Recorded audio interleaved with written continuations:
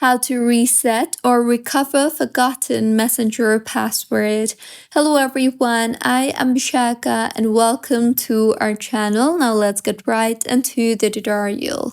First things first, go ahead and open the messenger application on your device and you will be led to the login portal of Messenger.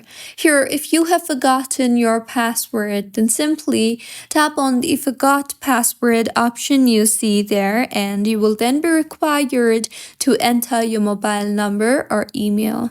So go ahead and enter your mobile number or the email related to the account whose password you have forgotten and then tap on the continue button. Messenger or Facebook will now suggest you accounts related to that particular number or email that you just entered. So if it matches, then go ahead and tap on it and then try to log in accordingly. And if not, then you can tap on the try another way option you see there, and you can also go ahead and receive an email ID in your verified email as we do not remember the password to enter. So go ahead and tap on the get code via email option and then tap on the continue button. Make sure that you have the access to that particular email ID.